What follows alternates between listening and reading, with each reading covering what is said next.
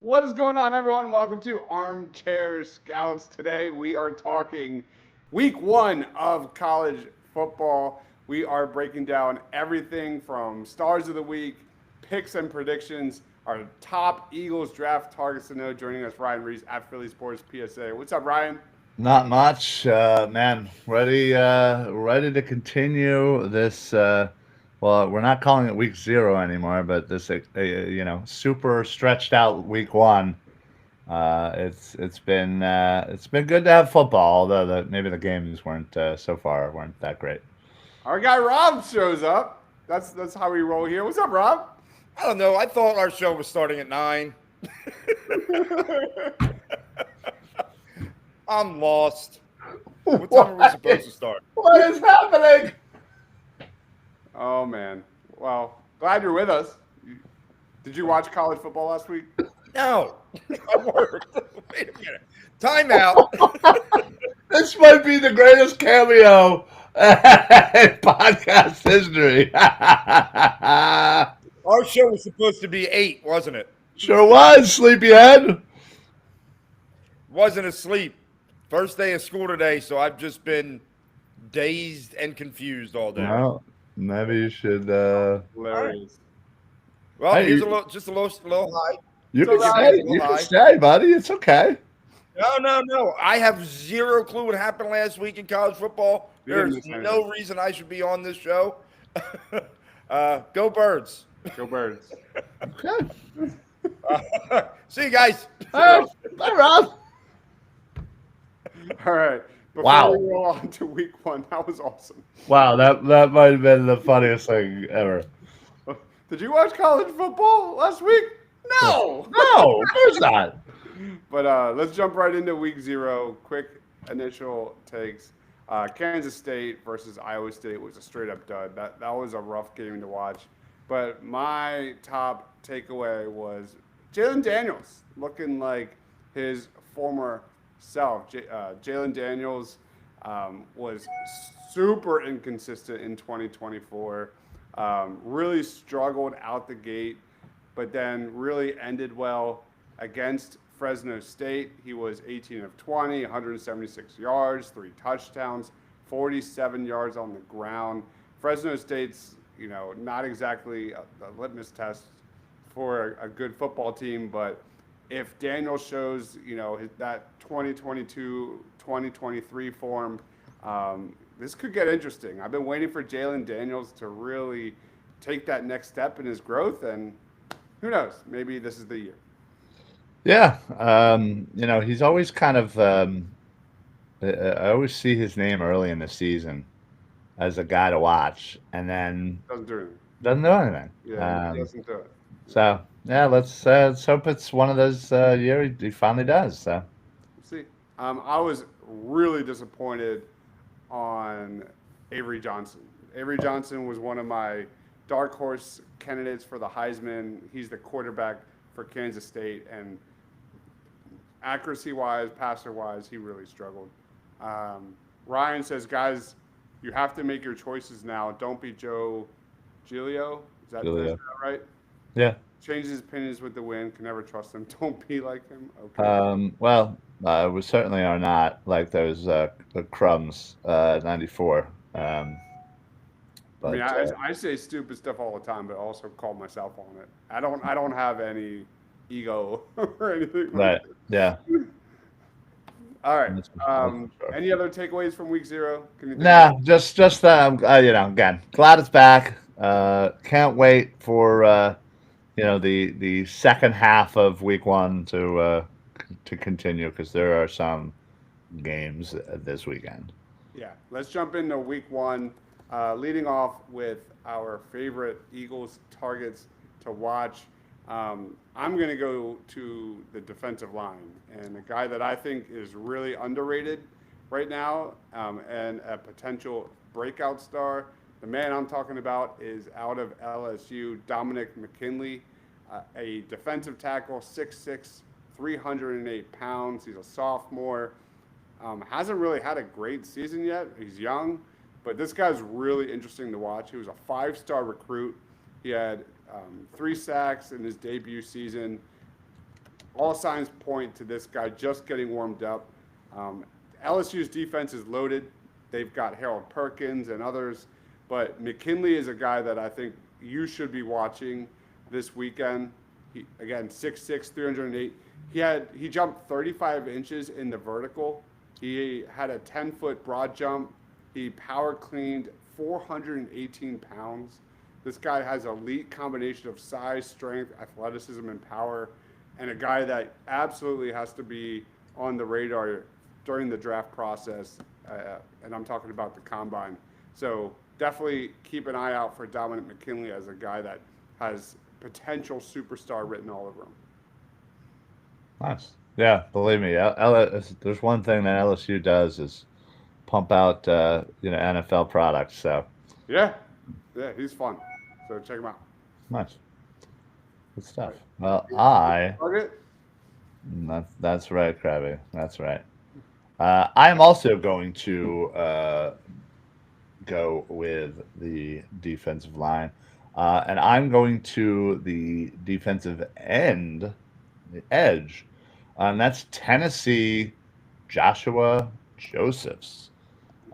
This guy, when I was kind of looking into, again, because, anybody who knows me, tight ends, linebacker, and I've already pretty much talked about, both positions quite a bit, especially tight end this season, as, maybe we don't need so much linebacker help now that we've always used. But, I caught my eye is Joshua Josephs. Hey, we have had some success, maybe not lately, but some success with Tennessee edge rushers. So, he's just a versatile, athletic guy. He's got an 82-inch wingspan, and just with that reach, just creates kind of an unfair advantage. Going up against tackles, allowing him to kind of just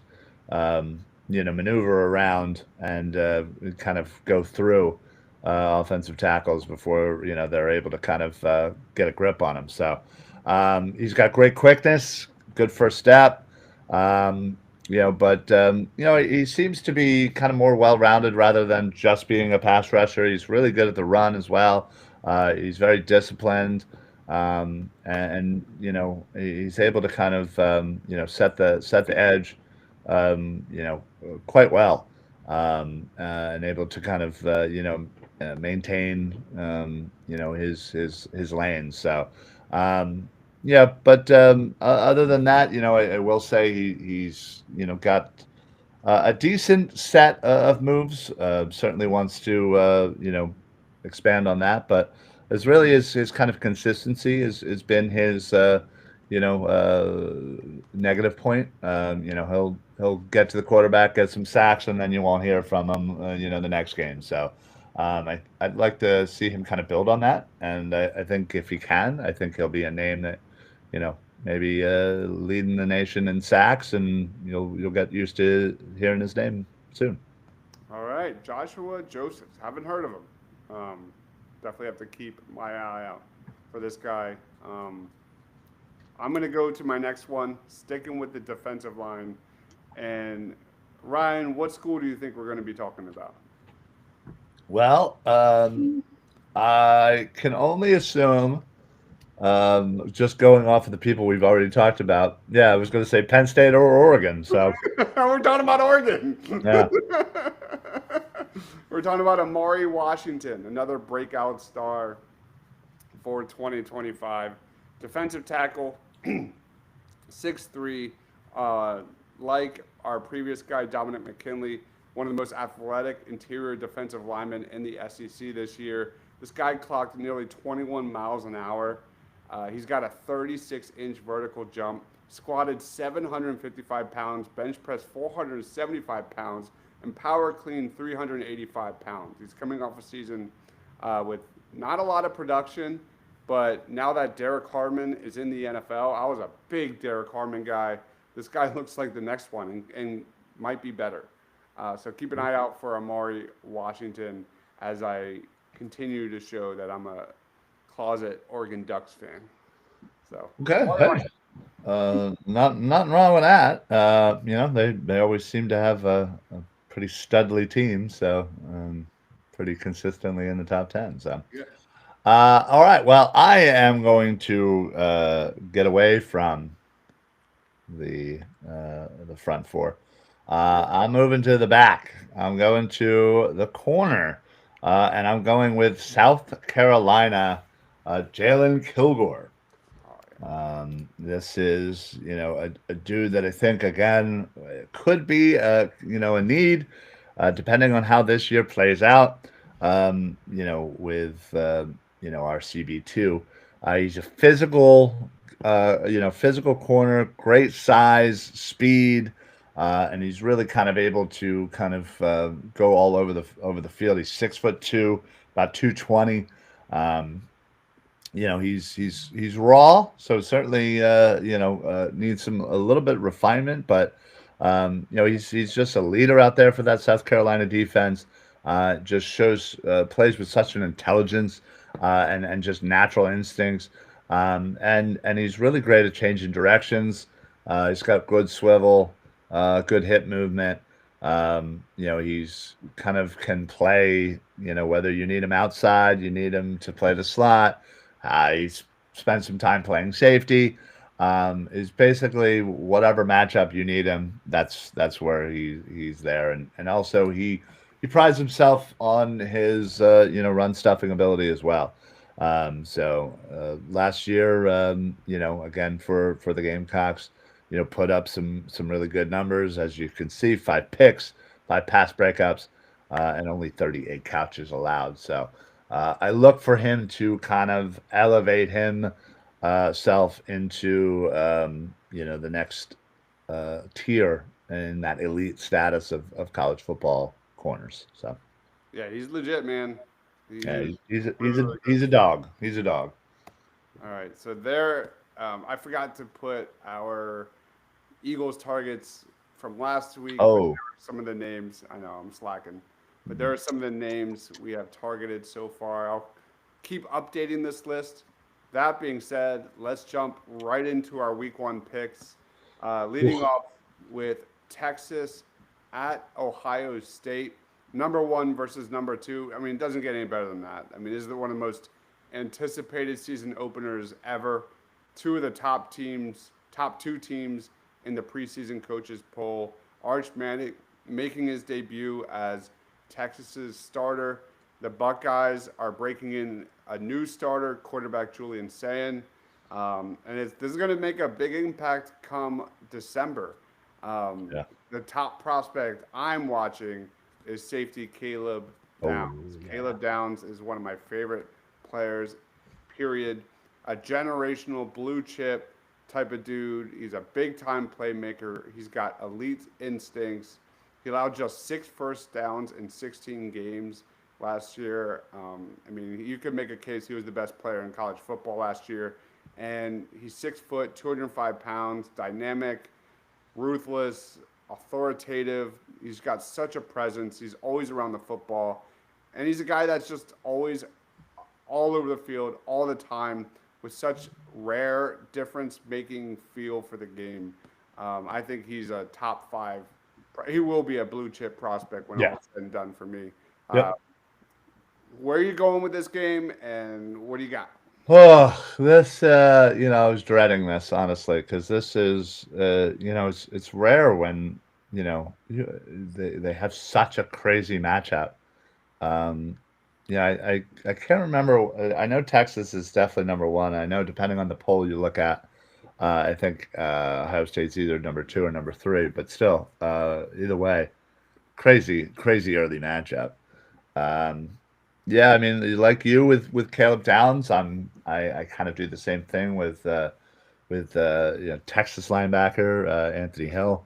Yeah, he's legit. Um, but all eyes are going to be on that Texas offense and Arch Manning, and you have a guy who's been there for a little bit. Now he finally gets to take the reins and showcase his skills. And Ohio State is starting another new quarterback. Yeah, Now, obviously, they have a pretty studly wide receiver there over there in Ohio State there to kind of help him out. But The beast. yeah, he is. But honestly, I truly believe that Texas is just a little bit more stacked than Ohio State. And typically, Ohio State does usually start pretty slow. They usually set themselves up with some cupcakes before they get into the big heart of that Big Ten schedule. That's really, by the time they hit that, they're usually all cylinders running. So I think this might be a little bit too much, too fast for Ohio State. Again, losing so many people as they do every year, again, it's hard to start off strong. So I'll give the slight edge to Texas. Yeah, I'm actually going the same way. I think the Ohio State Buckeyes are 1.5 point favorites, but I trust way more in Arch Manning right now than I do Julian Sands. So both Yeah. going Texas. Yep. All right, let's roll on to LSU at Clemson. Geez, what a game, man! This is on Saturday night, 7:30. So many future first-round picks are going to be in this one. It's you got Brian Kelly's program with probably the top-ranked transfer class this past off season. You have LSU, who hasn't won a season opener since 2019 when Joe Burrow went and was en route to a national championship. So where are you going with this one, Ryan? Well, maybe they need to start scheduling them some, cupcake school in the beginning of the year. Listen, you're right. This is going to be a game that I think you will look back at in 4 or 5 years and be like, wow, look at all the NFL talent here. I think just looking at this team for team, I'm going to give the edge to Clemson and that defense, especially that defensive line. I mean, you literally could have, three of these guys be, top 15 picks, if not top 10 picks. And I just fully expect them to dominate. I know you're not a fan of Clemson's quarterback there, but I just trust that defense in Clemson to absolutely be as dominant as it appears that they will be. That's a really good one. But don't count out Garrett Nussmeier, man. He's really Sure. solid. He's a solid guy. He's the kind of guy that could get the ball out fast and kind of negate that pass rush. I don't know. Yeah, I'm not the biggest Cade Klubnik guy. He made major improvements last year compared to the previous year, and You were a hater. Let's be honest. I am. I think I am, and I'm going to go LSU. I'm going to go LSU in this one. I think Harold Perkins has a really good game, kind of cements himself. Really had a disappointing 2024 season. Sure did. And then, obviously the guy to watch. We covered him last week. This was one of your guys, Ryan's, but Peter Woods. Yep. Out of Clemson is just a massive, massive prospect to watch. I mean, he's probably more of an inside guy than an outside guy, but he can play both. Great athlete, really good run stuffer. There you go. All right, next up, Alabama at Florida State. How will the Tide bounce back in year two without Nick Saban? And can the Seminoles pull off week one's biggest upset? This one feels bigger for Alabama, despite FSU's need to rebound. Last year was a straight-up nightmare for Florida State. You look at Ty Simpson as probably the starting quarterback under first-year offensive coordinator Ryan Grubb. Where are you going with this one? Yeah, listen, Florida State, man, they just stumbled out of the block last year and just couldn't get their footing. And listen, there was a multitude of reasons why that was, but and Alabama kind of underperformed, as well, given the fact that you lose a Hall of Fame coach, decides to step away. And listen, I think, again, this is not Saban's Alabama, obviously. I think, if it was, this would be the easiest win ever because Saban just handles his business. But I think Alabama's learning to adjust to this new way of life, and they're still an extremely talented team. They're always going to kids want to come to Alabama, and I don't think Florida State made enough of adjustments in this offseason, whether it be through the transfer portal or recruiting, to really get themselves relevant in this game. I think this is going to be an Alabama game, although playing, playing at Florida State is no easy task, though. Yeah, But I'm I'll go going. Bama. Yeah, I'm going Alabama rolls. I'm just not ready to think of Florida State as a. And you flipped our LSU and Clemson. Did I really? Yeah. You're right, I did. My bad. It's okay. I just noticed that. There we go. Let's roll on to Notre Dame versus. Prospect to watch for Alabama, Caden Proctor. Oh, yeah. Really good offensive tackle prospect. Will probably be a top 10 pick in next year's draft. Fluid athlete. He's a stud, straight stud, former 5-star recruit. I think he's, potentially a blue chip prospect. 6'7", 360 pounds. He's going to be a three-year starter. I mean, he's got it all. So, Caden Proctor's one to watch out for. Notre Dame at Miami. My gosh, where do we start? I'm just glad that Miami is now a top school again. You know what I mean? Yeah, it feels right. It feels right. Like Miami being a top 10 school. They're always like the villain that you kind of root for. You know what I mean? Yeah. And they've just had so many studs roll through Miami, and not only just studs, but like NFL greats.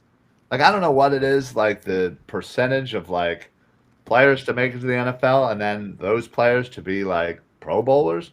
I guarantee you, Miami's one of the tops. Uh-huh.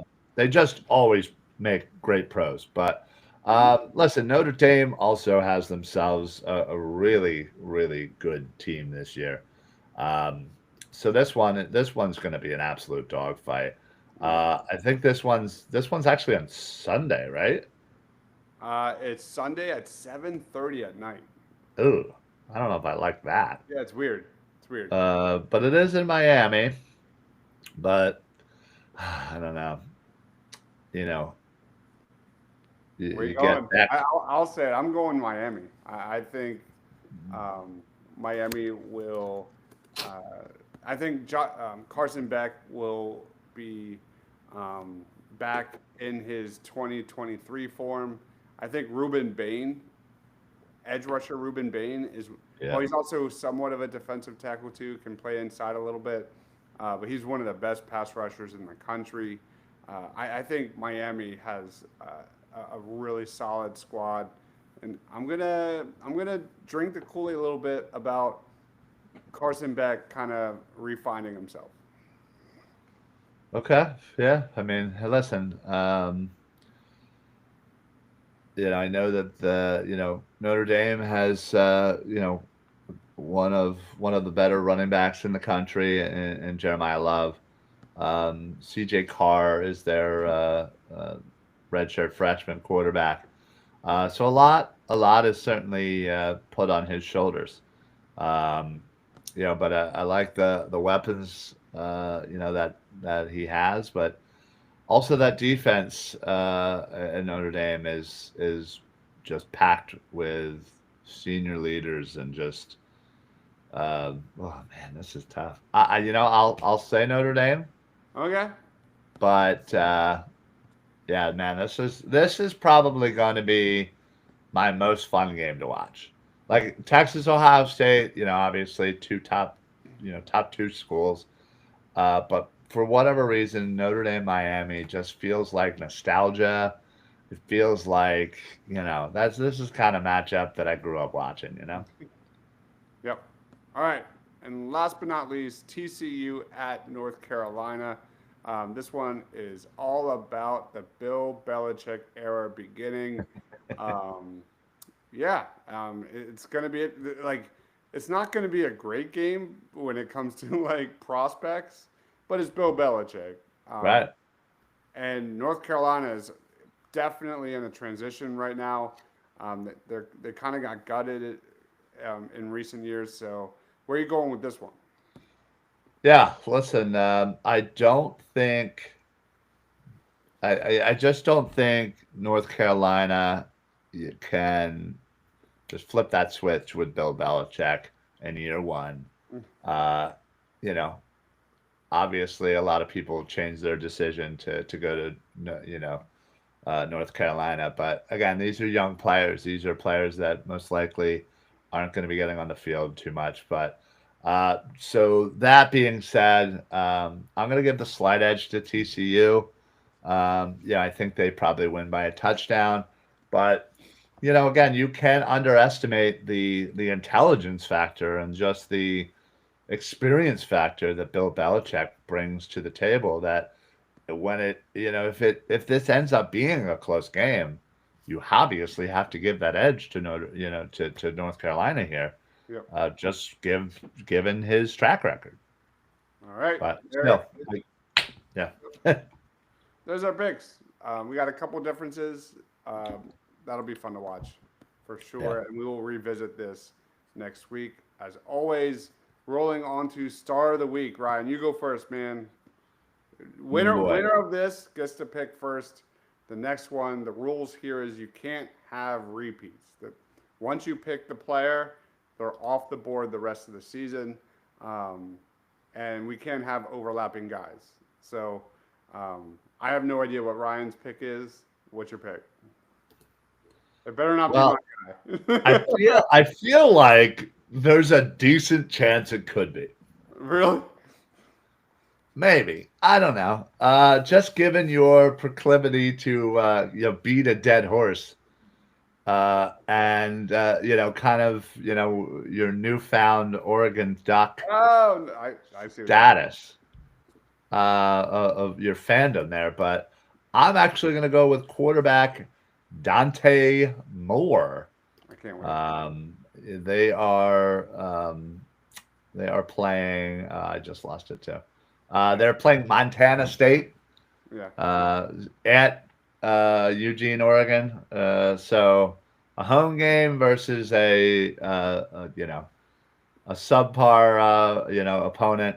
I could easily see him putting up 5-6 touchdowns in the first half and Yeah. coasting the rest of the way. But Yeah. yeah, I like them to get off to a resounding thumping of Montana State, and again, I've been a fan of Moore, and hope that he can live up to the hype. I love it. I definitely thought about that one, but he was not my pick. He was not Ah, my pick. man. Where I'm going with John Mateer, quarterback John Mateer, the dude for Oklahoma. So you're welcome. Oh, He's a new quarterback replacing Jackson Arnold. Mateer's not a great NFL prospect by any means, but he's pretty solid with what he's got. Again, doesn't have elite accuracy or great arm strength, but he's a threat with his legs. He can, move the chains. He's really good improvising outside of the pocket and getting it done. So give me John Mateer. I think he's going to put up some big numbers against Illinois State. So kind of a similar mold. yeah. I'm going for like 3 or 4 touchdowns and a half, and then we'll see what happens with that. I think this will be a really fun Week 1 matchup. Dante Moore versus John Mateer. Yeah, yeah, they're in very similar situations. So Yeah, yeah, very similar. now the real question is, what does Shane Half think of John Mateer?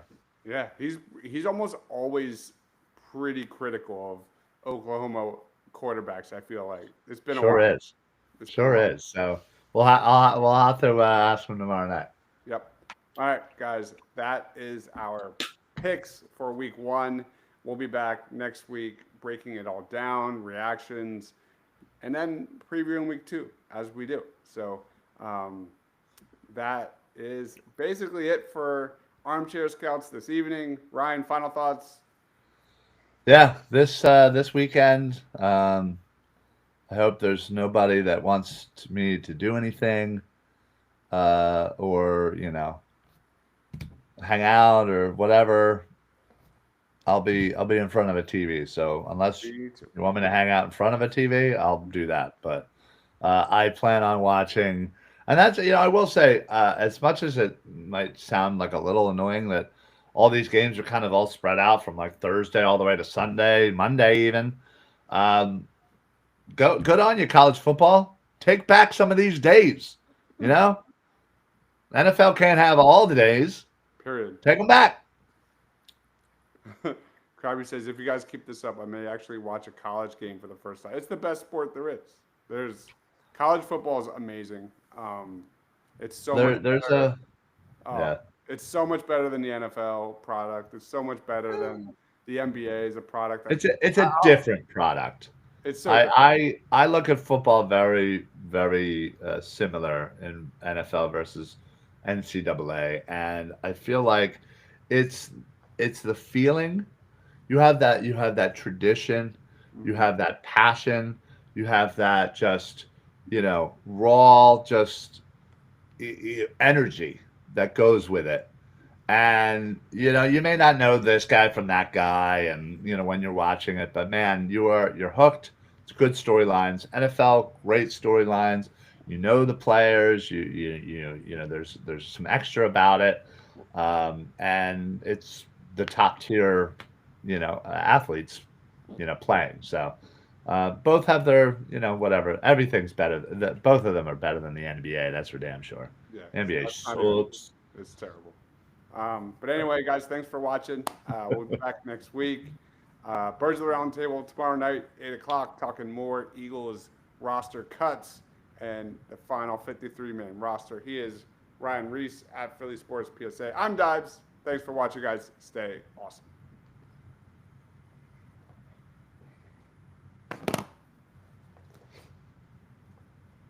I should have mentioned your Hawaii hat.